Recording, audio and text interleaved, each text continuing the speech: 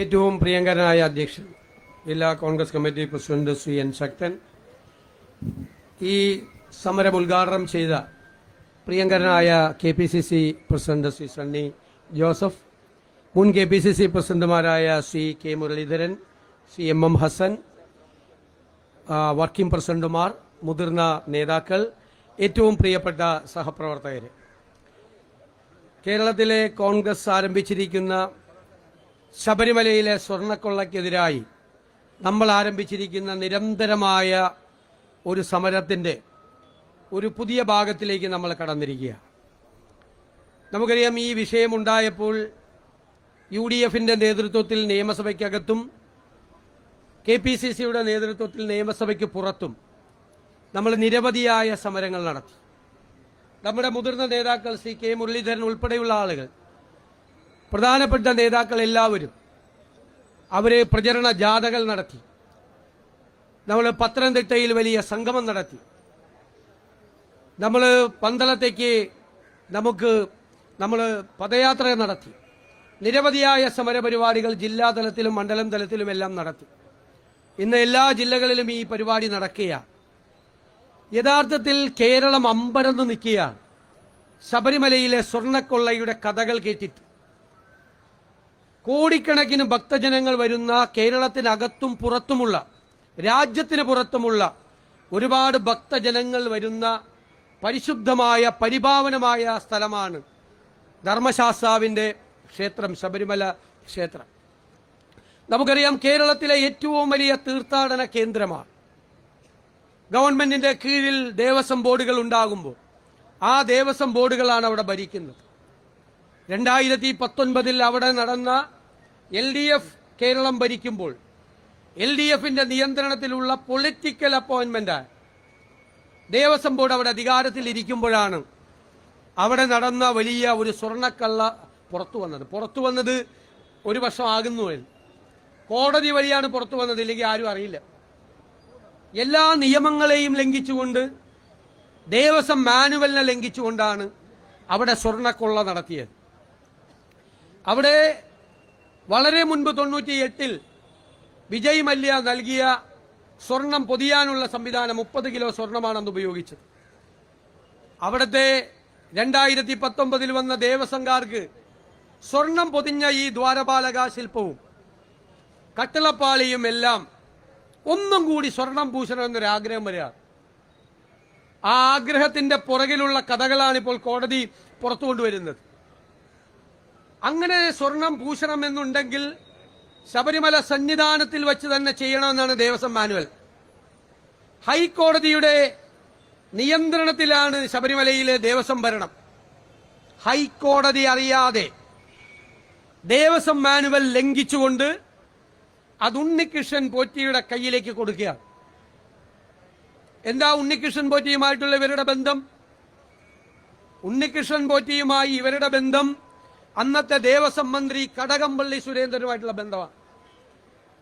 കടകംപള്ളി സുരേന്ദ്രന്റെ അടുത്തയാളായ ഉണ്ണികൃഷ്ണൻ പോറ്റിയെ ദേവസ്വം മന്ത്രി തന്നെയാണ് ശബരിമലയിലേക്ക് അയക്കുന്നത്. അവിടെ ചെന്ന് ഉണ്ണികൃഷ്ണൻ പോറ്റി നിയമം മുഴുവൻ ലംഘിച്ച് ഉണ്ണികൃഷ്ണൻ പോറ്റിക്ക് ഇത് കൊടുക്കാനുള്ള തീരുമാനം എടുക്കുന്നു. ഇത് പുറത്തേക്ക് കൊണ്ടുപോകാൻ, മദ്രാസിലേക്ക് കൊണ്ടുപോകാനുള്ള തീരുമാനമെടുത്തു. പക്ഷേ ഈ കൊണ്ടുപോയ ദ്വാരപാലക ശില്പം ശബരിമലയിൽ നിന്ന് ചെന്നൈയിലെത്താൻ 1 മാസവും 9 ദിവസവും എടുത്തു. അന്ന് പ്രതിപക്ഷം ഒരു സംശയം പറഞ്ഞു.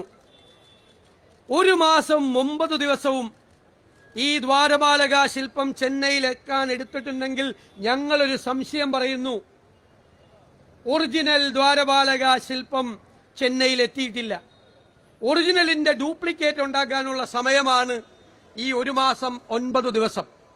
അപ്പോൾ ഒറിജിനലിന്റെ ഡ്യൂപ്ലിക്കേറ്റ് ഉണ്ടാക്കി ചെന്നൈയിലേക്ക് അയക്കുകയും ഒറിജിനൽ എവിടെയോ വിറ്റഴിക്കുകയും ചെയ്തിട്ടുണ്ട്. കാരണം ഇതിലെ സ്വർണം 10-30 കിലോ സ്വർണ്ണമുള്ളൂ. 30 കിലോ സ്വർണത്തിന്റെ കച്ചവടം അല്ല ഇത്. ഇത് ഒറിജിനൽ ദ്വാരപാലക ശില്പം കോടാനുകോടി രൂപയ്ക്ക് കോടീശ്വരന്മാർക്ക് വിറ്റതാണ്. അതാണ് നമ്മൾ സംശയം പ്രകടിപ്പിച്ചത്. 2 ആഴ്ചക്കുള്ളിൽ കോടതിയുടെ വിധി വരികയാണ്. എന്താ കോടതി വിധി?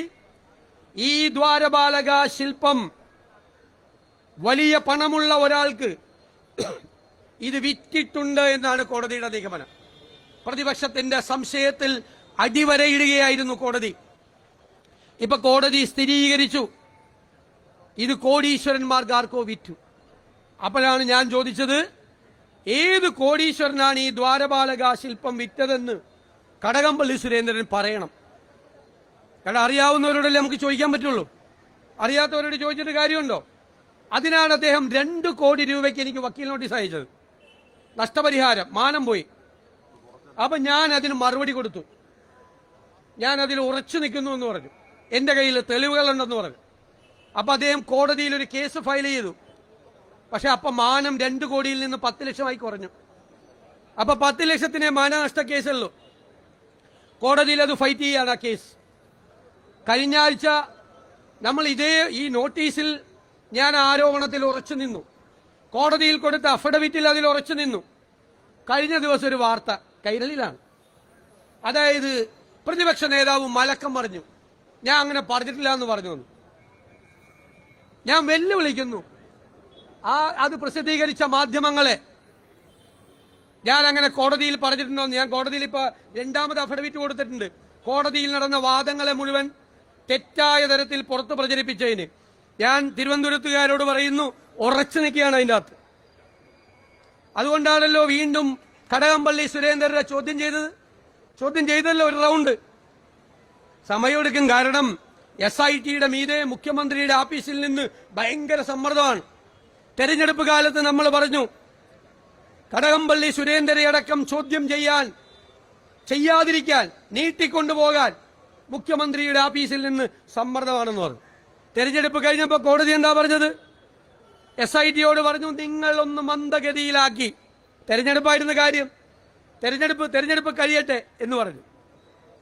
അപ്പൊ SIT ഇങ്ങനെ നീട്ടി കൊണ്ടുപോയി മുഖ്യമന്ത്രിയുടെ ആഫീസിൽ നിന്ന് നിയന്ത്രിക്കുക. അതുകൊണ്ടാണ് ഇപ്പൊ മുരാരി ബാബുവിന് ജാമ്യം കിട്ടിയത്. ജാമ്യം വെറുതെ കൊടുത്തതല്ല, സ്റ്റാറ്റ്യൂട്ടറി ജാമ്യമാണ്. 90 ദിവസത്തിനകം നിങ്ങൾ കുറ്റപത്രം സമർപ്പിച്ചില്ലെങ്കിൽ ആർക്കും ജാമ്യം കിട്ടും. കൊലക്കേസിലെ പ്രതിക്ക് വരെ ജാമ്യം കിട്ടും, ഇല്ലേ? സ്റ്റാറ്റ്യൂട്ടറി ജാമ്യമാണ്. അപ്പൊ സ്റ്റാറ്റ്യൂട്ടറി ജാമ്യം കിട്ടി ഉണ്ണികൃഷ്ണൻ പോറ്റിയെ പുറത്തു വരുത്താൻ വേണ്ടിയിട്ടാണ് ഈ മുഖ്യമന്ത്രിയുടെ ആഫീസ് ചെയ്തുകൊണ്ടിരിക്കുന്നത്. എല്ലാ പ്രതികളെയും പുറത്തു കൊണ്ടുവരണം, വാസുവിനെ പുറത്തു കൊണ്ടുവരണം, അല്ലേ? പത്മകുമാറിനെ പുറത്തു കൊണ്ടുവരണം, എല്ലാവരെയും പുറത്തു കൊണ്ടുവരണം. അതിനാണ് ഇപ്പോൾ SITയുടെ മീതെ സമ്മർദ്ദം ചെലുത്തുന്നത്. അവർ പുറത്തു വന്നാലുള്ള സ്ഥിതി എന്താ? ഇതെവിടെയാണ് വിറ്റതെന്ന് ഇതുവരെ SIT കണ്ടുപിടിച്ചിട്ടില്ല.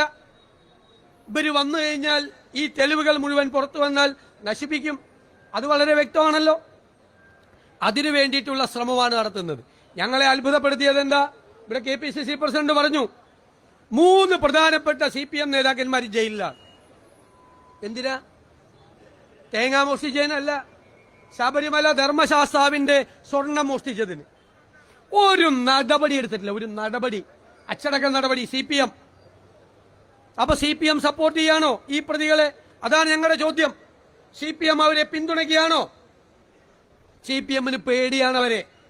അവർക്കെതിരായി നടപടിയെടുത്താൽ അവർ ഇനിയും ക്യൂവിൽ നിൽക്കുന്ന പല CPM നേതാക്കന്മാരുടെയും പേര് പറയും. ഇത് തീർന്നിട്ടില്ല, ക്യൂ തീർന്നിട്ടില്ല. ഒരുപാട് പേര് കൂടി ആ ജയിലിൽ എത്തിച്ചേരാനുണ്ട്.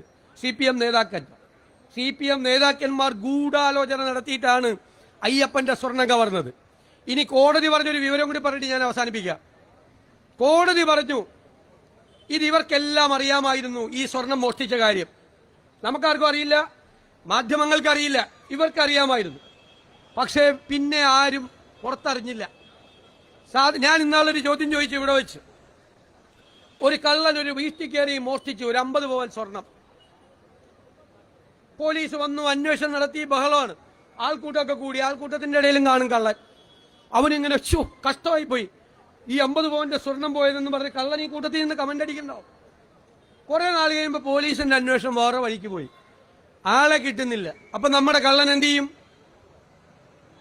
വീണ്ടും കക്കും, അടുത്ത വീട്ടിൽ കയറും, ഉറപ്പല്ലേ? അത് തന്നെയാണ് ശബരിമലയിൽ സംഭവിച്ചത്. 2019 നടന്ന ഈ മോഷണം പുറത്താരും അറിഞ്ഞില്ല എന്ന് കണ്ടപ്പോൾ 2024 ദേവസ്വം ബോർഡ് പ്രസിഡന്റ് പ്രശാന്തിനും കൂട്ടർക്കും ഒരു ഭൂതി, ഒന്നും കൂടി സ്വർണം പൂശണം. അപ്പോൾ അവിടുത്തെ ഒരു ദേവസ്വം കമ്മീഷണർ എഴുതി വെച്ചു, ദേവസ്വം മാനുവൽ അനുസരിച്ച് പുറത്തേക്ക് കൊണ്ടുപോകാൻ പാടില്ല. അപ്പൊ ദേവസ്വം ബോർഡ് പ്രസിഡന്റിന്റെ കത്താണ്, ഉറപ്പായി പുറത്തേക്ക് കൊണ്ടുപോകണം, അത് ഉണ്ണികൃഷ്ണൻ പോറ്റിക്കേ കൊടുക്കും. വാശിയാണ്, വാശി. ഈ വാസവൻ അറിയാതെ 2024 ഇത് വീണ്ടും പൂശാൻ വേണ്ടി കൊണ്ടുപോവോ?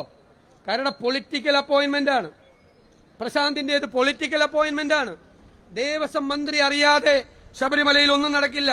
കടകംപള്ളി അറിയാതെ 2019 നടക്കില്ല. വാസവൻ അറിയാതെ 2024 നടക്കില്ല. അല്ല, ഇത്രയും പ്രധാനപ്പെട്ട തീരുമാനങ്ങളൊന്നും ദേവസ്വം മന്ത്രി അറിയിക്കാതെ പൊളിറ്റിക്കൽ അപ്പോയിന്റ്മെന്റ് ആയ ദേവസ്വം ബോർഡ് പ്രസിഡന്റും ഭരണസമിതി അംഗങ്ങളും നടത്തില്ല. കോടതി പറഞ്ഞിരിക്കുന്നത് എന്താണെന്നറിയാമോ? 2024 ചെയ്തതിനെ പറ്റി ഫോൾസ് അർജൻസി, ഫോൾസ്, തെറ്റായ, വ്യാജമായ, ഫേക്ക്, ഫോൾസ് എന്നാണ് ആ വാക്ക് എഴുതിയിരിക്കുന്നത്. തെറ്റായ ഒരു അർജൻസി ഉണ്ടാക്കി, ഒരു പെട്ടെന്നൊരു അത്യാവശ്യം, പെട്ടെന്ന് ഉണ്ടാക്കുകയാണ്. ഇപ്പൊ സ്വർണം പൂശണമെന്ന് വീണ്ടും തെറ്റായ രീതിയിൽ രേഖകൾ ഉണ്ടാക്കുകയാണ്. കോടതി പറഞ്ഞാണ് ഫോൾസ് അർജൻസി, കോടതി ഉപയോഗിച്ച വാക്കാണ്. അതായത് വെറുതെ വ്യാജമായി ഉണ്ടാക്കുന്ന ഒരു തിരക്ക്, ഇപ്പൊ തന്നെ സ്വർണം പൂശിയേ പറ്റുള്ളൂ, ഒന്നും കൂടി അടിച്ചു മാറ്റാനാണ്. ഈ വ്യാജനായി ഉണ്ടാക്കി വച്ചിരിക്കുന്ന ദ്വാരപാലക ശില്പം ഒന്ന് പണ്ട് ഏതോ കോടീശ്വരനെ പറ്റിച്ചാണ്. കാരണം കോടീശ്വരനെ അറിയാൻ പാടില്ല ഇത് മോഷ്ടിച്ച മുതലാണെന്ന്. എന്തായിരിക്കും കോടീശ്വരനോട് പറഞ്ഞു കാണുക? ഇത് അയ്യപ്പന്റെ ദ്വാരപാലക ശില്പമാണ്, ഇത് മാറ്റാൻ പോകുന്നു, പഴയതൊരു ഭക്തന് കൊടുക്കണമെന്നാണ് പറഞ്ഞിരിക്കുന്നത്. 100 കണക്കിന് ഭക്തന്മാര് കോടികളുമായി ഇങ്ങനെ കാത്തു നിൽക്കുകയാണ്. പക്ഷെ അങ്ങേക്ക് ഞങ്ങൾ ഇത് തരാം, കാരണം ഇത് വീട്ടിൽ വെച്ചാൽ പിന്നെ ശനിയുടെ അപഹാരം ഉണ്ടാവില്ല. പാവം ഏതോ കോടീശ്വരനെ പറ്റിച്ചിട്ടാണ് ആദ്യത്തെ സാധനം വിറ്റത്, കോടികൾ മേടിച്ചിട്ട്. അപ്പൊ രണ്ടാമത് വച്ചിരിക്കുന്ന വ്യാജനാണ്. അപ്പൊ ഈ പ്രശാന്തും വാസവനും കൂടി ചെയ്ത പണിയാ. ആദ്യത്തത് ഒറിജിനലായിരുന്നു ദ്വാരപാലക ശില്പം, അത് വിൽക്കാൻ വേണ്ടി വ്യാജനായി ഉണ്ടാക്കി വെച്ചിരിക്കുന്ന സാധനം വീണ്ടും എടുത്തിട്ട് വിൽക്കാനുള്ള പണിയായിരുന്നു. ആലോചിച്ച് നോക്കിയേ. അയ്യപ്പന് മനസ്സിലായി, ഞാൻ നേരത്തെ പറഞ്ഞതുപോലെ ഈ പോക്ക് പോയാൽ അയ്യപ്പന്റെ തങ്ക വിഗ്രഹം കൂടി ഇവന്മാരെ അടിച്ചു മാറ്റുമെന്ന് കണ്ടപ്പോഴാണ് അയ്യപ്പനെ ആക്ട് ചെയ്താണെന്നാണ് ഞാൻ പറയുന്നത്. ഞങ്ങളെല്ലാം അയ്യപ്പ ഭക്തന്മാരാണ്, അയ്യപ്പൻ ആക്ട് ചെയ്താണ്. അങ്ങനെയാണ് കോടതി ഇതെല്ലാം പുറത്തു കൊണ്ടുവരുന്നത്. ഞാൻ ഈ പറഞ്ഞ വാചകത്തിൽ എല്ലാ വാചകവും കോടതി പറഞ്ഞിട്ടുള്ളതാണ്, അന്വേഷണത്തിൽ പറഞ്ഞിട്ടുള്ളതാണ്. ഇപ്പൊ പറഞ്ഞല്ലോ സുപ്രീം കോടതി ചെന്ന് ജാമ്യത്തിൽ, സുപ്രീം കോടതി എന്താ പറഞ്ഞത്? അയ്യപ്പന്റെ സ്വർണം കട്ടിട്ട് ജാമ്യത്തിൽ വന്നിരിക്കുന്ന പോകാൻ പറഞ്ഞു. അപ്പൊ ഹൈക്കോടതി ജാമ്യം കൊടുത്തില്ല, സുപ്രീം കോടതി ജാമ്യം കൊടുത്തില്ല. അപ്പോഴാണ് ഇവർക്ക് ജാമ്യം കിട്ടാനുള്ള വഴി ഈ മുഖ്യമന്ത്രിയുടെ ഓഫീസിലെ ബുദ്ധിമാന്മാര് തീരുമാനിച്ചത്. നിങ്ങൾ കുറ്റപത്രം കൊടുക്കണ്ട, SITയുടെ മീതെ സമ്മർദ്ദമാണ്. കുറ്റപത്രം കൊടുക്കാതെ വെച്ചു താമസിപ്പിച്ച് ഇവരെല്ലാം പുറത്തിറക്കാനുള്ള പരിപാടിയാണ് ചെയ്യുന്നത്. ഈ സ്വർണ്ണക്കൊള്ള, ശബരിമല ശ്രീധർമ്മശാസ്താവിന്റെ സ്വർണം കവർന്ന ഈ കൊള്ളക്കാർക്ക് കൊട പിടിച്ചു കൊടുക്കുകയാണ് ഈ ഗവൺമെന്റ്, കൊട പിടിച്ചു കൊടുക്കുകയാണ് ഈ ഗവൺമെന്റ്. എന്നിട്ട് ഇത് മറച്ചു വെക്കാൻ വേണ്ടി മറ്റേ സോണിയാഗാന്ധിയുടെ കൂടെ പടം, ഈയിടെ എത്ര കള്ളന്മാർ എത്ര പേരെ കൂടെ പടം എടുക്കണം? നമുക്ക് ആർക്കെങ്കിലും അറിയാം ഇവന്മാര് കള്ളന്മാരാണെന്ന്? ഇപ്പൊ ഞങ്ങള് മുഖ്യമന്ത്രിയുടെ കൂടെ എടുത്തില്ലേ? അപ്പൊ മുഖ്യമന്ത്രിക്കാണ് കുറച്ചുകൂടി അറിയാനുള്ള എളുപ്പം. കാരണം സ്പെഷ്യൽ ബ്രാഞ്ച് ഉണ്ട്, ഇന്റലിജൻസ് ഉണ്ട്, പോലീസ് ഉണ്ട്. പിണറായി വിജയന് മനസ്സിലായില്ലല്ലോ ഇയാൾ കള്ളനാണെന്ന് കൂടെ നിന്ന് പടം എടുത്തപ്പോ. അപ്പൊ സോണിയാഗാന്ധിക്ക് എങ്ങനെ മനസ്സിലാവണം? ആരെങ്കിലും അപ്പോയിന്റ്മെന്റ് എടുത്ത് ചെന്ന് അവരെ കാണാം, അവരെ കാണാൻ ഒരു ബുദ്ധിമുട്ടുമില്ല ആർക്കും, അവരെ കാണാം. അപ്പൊ മന്ത്രി ശിവൻകുട്ടി നിയമസഭയിൽ പറയാണ് സോണിയാഗാന്ധിയുടെ വീട് റെയ്ഡ് ചെയ്യണം, സ്വർണം അവിടെയുണ്ട്. ഇത്രയും വിവരദോഷികളെ ഉൾക്കൊള്ളിച്ചിട്ടുള്ള ഒരു മന്ത്രിസഭ ഈ കേരളത്തിന്റെ ചരിത്രത്തിലില്ല. ഇവരെ പോലത്തെ ആളുകള് മന്ത്രിമാരായിരിക്കാൻ യോഗ്യതയുള്ളവരാണോ? അസംബന്ധം പറയാൻ നിയമസഭയിൽ കയറിയെന്ന്. എന്നിട്ട് നിയമസഭയിൽ എങ്ങനെ പ്രവർത്തിക്കണമെന്ന് പ്രതിപക്ഷത്തിന് ക്ലാസ് എടുക്കുകയാണ്. ആര്? മറ്റേ അണ്ടർവെയർ പുറത്ത് കാണിച്ച് മുണ്ടുമടക്കി കുത്തി ഡെസ്കിന്റെ മുമ്പിൽ കയറിയിരുന്ന് ഈ സാധനം മുഴുവൻ തല്ലിപ്പൊളിച്ചെടുത്തനാണ് നമുക്ക് ക്ലാസ് എടുക്കുകയാണ്. ഈ സണ്ണി വക്കീലിനും എനിക്കൊക്കെ തിരുവഞ്ചൂർ രാധാകൃഷ്ണനൊക്കെ എങ്ങനെ നിയമസഭയിൽ പ്രവർത്തിക്കണമെന്ന്. അതായത് നമ്മൾ മര്യാദയ്ക്ക് വന്ന് എഴുന്നേറ്റ് നിന്ന് ഇത് പറഞ്ഞിട്ട് പോലല്ല, ഓന്റെ പോലെ മറ്റത് കാണിച്ചിട്ട് വേണം ചെയ്യാൻ. നാളെ വന്നോ എന്നിട്ട് സോണിയാഗാന്ധിക്കെതിരെ വാർത്ത വരുമെന്ന് കണ്ടാൽ എന്ത് വിഡ്ഢിത്തവും വായിന്ന് വരുക. എന്ത് വിഡ്ഢിത്തവും വായിൽ നിന്ന് എന്ത് വിഡ്ഢിത്തവും. വിദ്യാഭ്യാസ മന്ത്രി. എന്റെ പിള്ളേരെ ഓർത്ത് ഞാനിങ്ങനെ സങ്കടപ്പെടുക. എന്റെ പിള്ളേരെ ഓർത്ത് ഇവനൊക്കെ വിദ്യാഭ്യാസ മന്ത്രിയായിരിക്കുമ്പോ സ്കൂളിൽ പഠിക്കേണ്ട സ്ഥിതി നമ്മുടെ പിള്ളേർക്ക് ഉണ്ടായല്ലോ. കഷ്ടമെന്നല്ലാതെ എന്താ പറയാൻ. എക്സൈസ് കൊടുത്താൽ നമുക്ക് ബോധമില്ലാതെ പറഞ്ഞെന്ന് വിചാരിക്കരുത്. എക്സൈസ് കൊടുത്തിരുന്നത് അത് മാത്രം കൊടുത്തിരുന്നത് ബോധമില്ലാതെ പറഞ്ഞെന്ന് വിചാരിക്കരുത്.